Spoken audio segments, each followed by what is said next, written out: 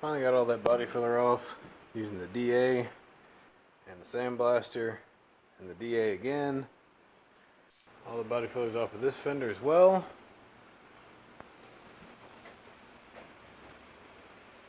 Oh, there's some more body filler.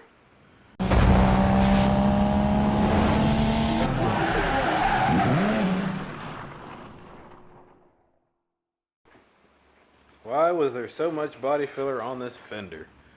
If you look real close, there's a big ding or a dent right there. That's rather large. I mean, it is big.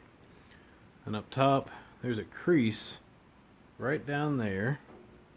You can see how it's caved in. And right along here, there's a dent. And up here, there's another dent. There's so much body filler, I could not figure out why in the world they cake so much on there. The fender looks good. I mean, the contour's there. It maybe has a couple flat areas in it, but it's not too bad not to have over a 1/4 inch of body filler on it. That's just insane. So I'll do a skim coat here. We'll bring it up as needed. There's a little dent right there. A little ding right there. I'm gonna take a hammer and dolly and work this one up here. See if I can work that up. Try to remove as many of these dents as possible, or minimize them to reduce the amount of filler we put back on here. Now this one did not have hardly any filler down through here. All was good. There was a bit of filler up top. You see a little dent right there. There's some nicks right there. And there's some little dings down along the top of the fender. Nothing too bad.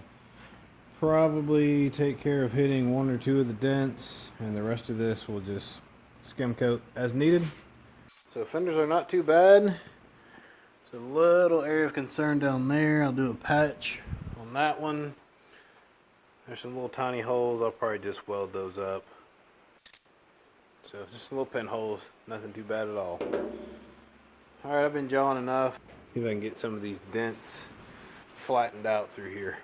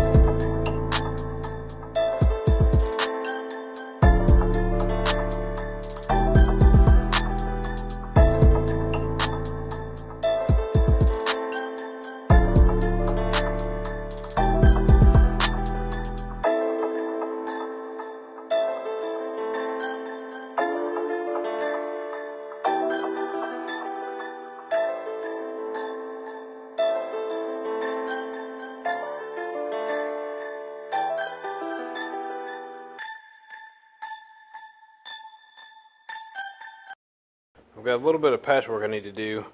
Got a couple spots down here that are a little concerning. I'm gonna go ahead and cut those out and get ready to put those back in with some new metal.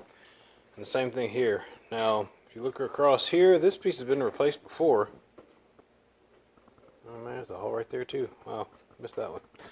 But apparently they did not do a good job of protecting either the inside of this panel or the other side of the original panel, which is still here.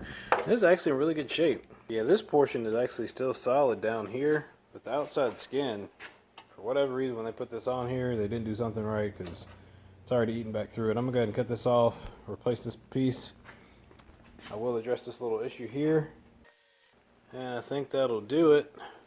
It's looking kind of ugly back here. We may address that as well.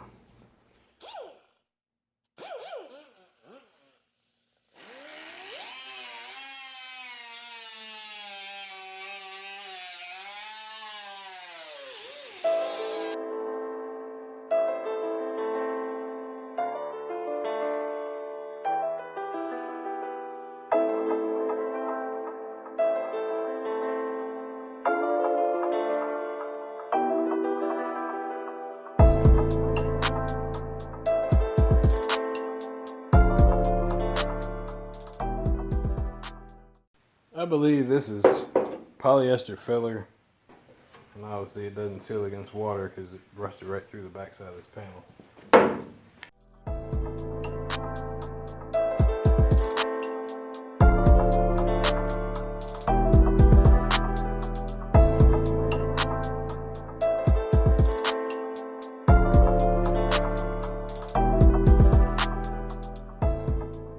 I got the patch out of there. Went ahead and cleaned that seam up, leveled it off some. It's actually a little bit high. If you look over this fender, you can see the nice smooth transition reveal there. This transition was off. You can see I have recut that line, and the metal was fine down here, but when they welded this, they didn't clean up the welds very well. It was just covered in body filler, so this will give me a smoother transition. It'll be more accurate to match the original look. Personally, if I ever do a patch, I go above the seam. I never patch at the seam, and the reason I don't patch at the seam is it's really hard to recreate that edge. Especially when you go welding in there, your metal's going to shrink and it's going to expand and stretch and all kinds of stuff. And trying to recut that groove to be like this is always going to be a challenge. So, just a little tip, if you ever get to replacing a piece of metal that needs to be patched, take that seam, go above wherever your factory seam is and leave that on your patch piece, or go below it. Don't go with the line. If you do, you're just making extra work for yourself. It's a lot easier to go above here, and if your line's off a little bit, or if you're got a little bit of a valley, you can add some filler, or you can hammer and dolly it out, but this is not something that you want to hammer and dolly. Very time consuming to fix that.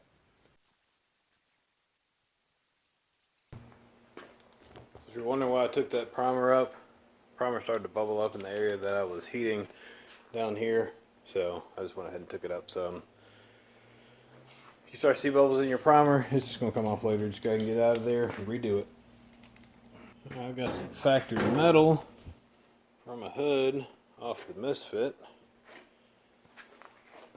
It's the center portion of the Chevy Nova hood. Portion here looks pretty decent, so I'm actually going to cut my patch out of this. Same gauge metal that the fenders are, same era. Even though this is a patch, it'll be a good match. So I'll take the piece that I cut out, lay it over top of here, trace it out, cut it out, then we'll place it back in its hole.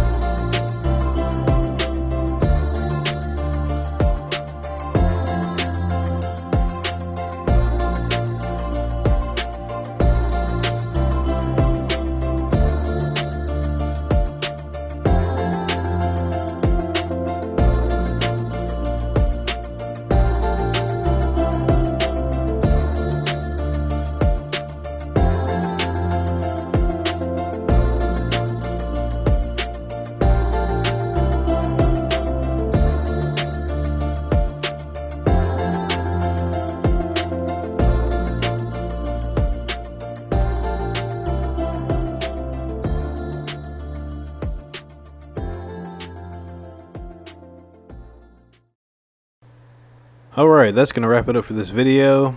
This takes care of the rough bodywork on these front fenders and lower valance for the Pole Hunter Camaro. We'll come back after we do some assembly and go through and take care of the fine details.